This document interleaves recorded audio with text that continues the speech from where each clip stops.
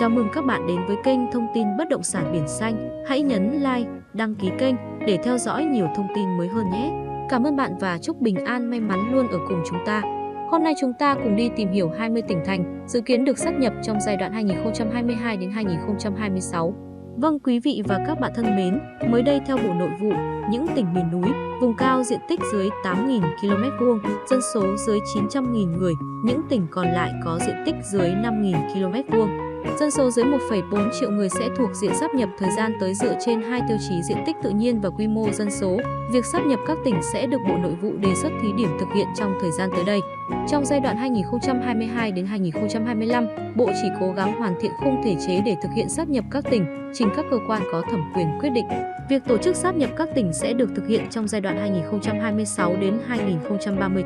Về lộ trình cụ thể, tháng 8 năm 2021 vừa qua, Bộ Nội vụ đã báo cáo Ủy ban Thường vụ Quốc hội việc sửa đổi nghị quyết về tiêu chuẩn đơn vị hành chính, phân loại đơn vị hành chính và việc sắp xếp các đơn vị hành chính cấp huyện, cấp xã giai đoạn 2019 đến 2021.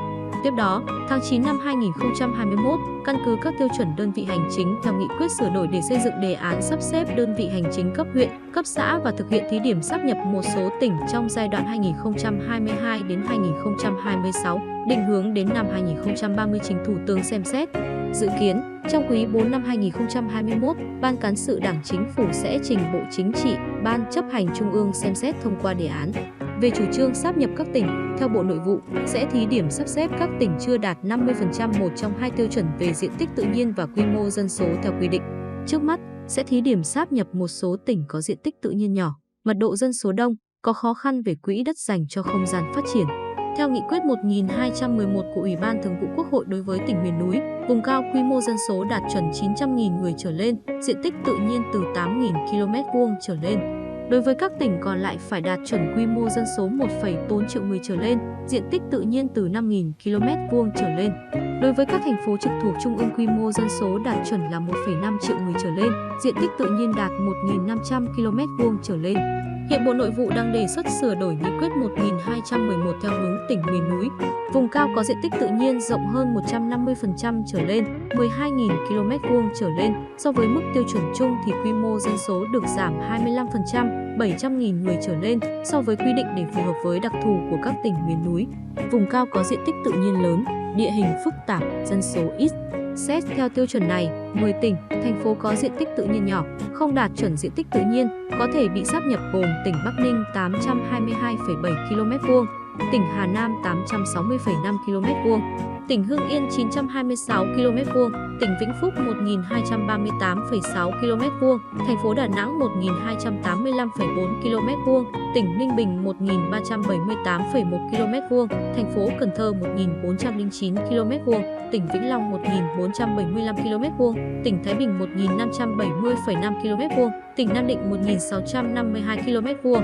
Tương tự, 10 tỉnh, thành phố có dân số thấp nhất cả nước, số liệu 2019, không đạt tiêu chuẩn có thể thuộc diện sáp nhập gồm tỉnh Bắc Cạn 313.905 người, tỉnh Lai Châu 460.196 người, tỉnh Cao Bằng 530.341 người, tỉnh Kon Tum 540.438 người, tỉnh Ninh Thuận 590.467 người, tỉnh Điện Biên 598.856 người, tỉnh Đắk Nông 622.168 người, tỉnh Quảng Trị 632.375 người, tỉnh Lào Cai 730.420 người, tỉnh Hậu Giang 733.017 người.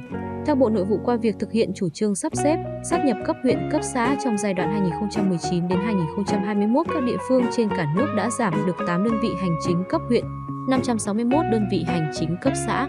Trong đó có một trường hợp nhập 3 đơn vị hành chính cấp huyện thành một đơn vị hành chính mới. Thành phố Hồ Chí Minh sát nhập các quận 2, quận 9 và Thủ Đức để thành lập thành phố Thủ Đức.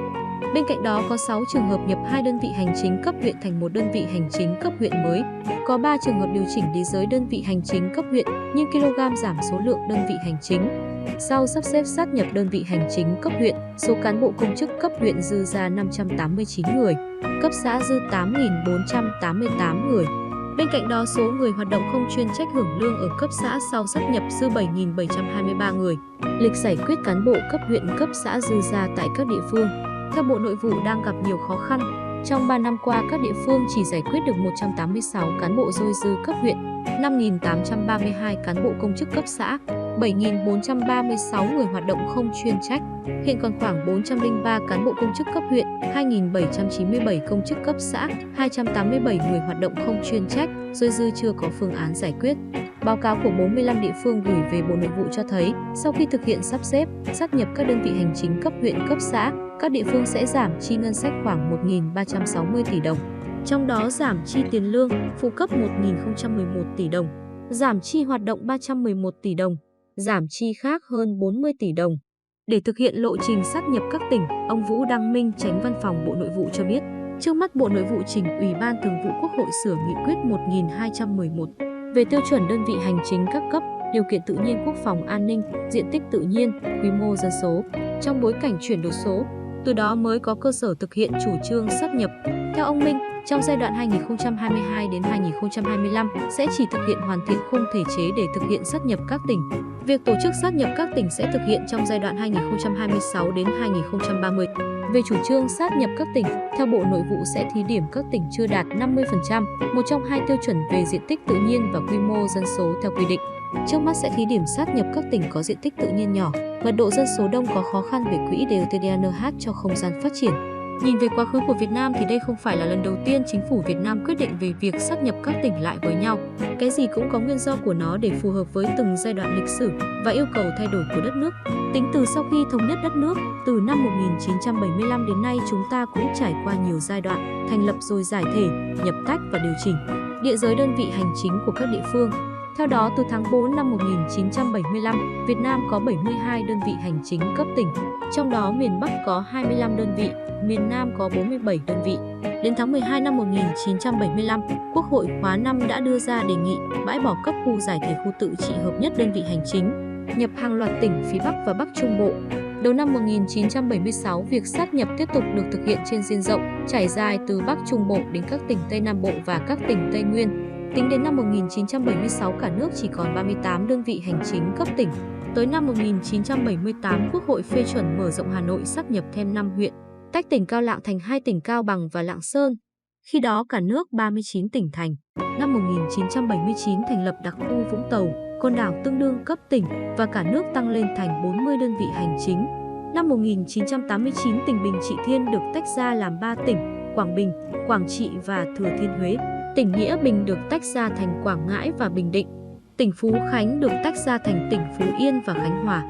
Lúc này cả nước có 44 tỉnh thành, trong đó có 40 tỉnh và 3 thành phố cùng đặc khu Vũng Tàu, Côn Đảo. Tới năm 1991, hàng loạt tỉnh nhập lại trước đây tiếp tục được tách ra. Tỉnh Hà Sơn Bình tách ra thành tỉnh Hà Tây và tỉnh Hòa Bình. Tỉnh Hà Nam Ninh tách ra thành tỉnh Nam Hà và tỉnh Ninh Bình. Tỉnh Nghệ Tĩnh tách ra thành tỉnh Nghệ An và tỉnh Hà Tĩnh. Tỉnh Bà Rịa Vũng Tàu được thành lập trên cơ sở các huyện được tách ra từ tỉnh Đồng Nai hợp nhất với đặc khu Vũng Tàu, Côn Đảo, giải thể đặc khu. Đến lúc này cả nước có 53 tỉnh thành. Năm 1997 cả nước tăng lên 61 tỉnh thành, sẽ có một số tỉnh chia tách cụ thể. Tỉnh Bắc Thái tách thành tỉnh Bắc Cạn và tỉnh Thái Nguyên, tỉnh Hà Bắc tách thành tỉnh Bắc Giang và Bắc Ninh, tỉnh Nam Hà tách thành tỉnh Hà Nam và tỉnh Nam Định, tỉnh Hải Hưng tách thành tỉnh Hải Dương và Hưng Yên. Năm 2004 nước ta tách thêm 3 tỉnh nâng số đơn vị hành chính cấp tỉnh lên 64 tỉnh thành. Đến giữa năm 2008, Quốc hội đã biểu quyết thông qua nghị quyết sáp nhập tỉnh Hà Tây, 4 xã của tỉnh Hòa Bình ở huyện Mê Linh thuộc tỉnh Vĩnh Phúc về thành phố Hà Nội. Như vậy, từ năm 2008 đến nay, trung tâm bắt đầu có sự ổn định nhất định với 63 tỉnh thành, gồm 58 tỉnh và 5 thành phố trực thuộc Trung ương. Theo nghị quyết 1211 của Ủy ban Thường vụ Quốc hội đối với tỉnh miền núi, vùng cao, quy mô dân số đạt chuẩn 900.000 người trở lên, diện tích tự nhiên từ 8.000 km² trở lên. Đối với các tỉnh còn lại phải đạt chuẩn quy mô dân số 1,4 triệu người trở lên, diện tích tự nhiên từ 5.000 km² trở lên. Đối với các thành phố trực thuộc Trung ương, quy mô dân số đạt chuẩn 1,5 triệu người trở lên, diện tích tự nhiên đạt 1.500 km² trở lên. Vậy là vừa rồi chúng ta đã tìm hiểu 20 tỉnh thành dự kiến sáp nhập trong giai đoạn 2022 đến 2026. Cảm ơn quý vị đã theo dõi và nhớ là nhấn nút đăng ký kênh, bật chuông thông báo để xem nhiều thông tin mới nhất.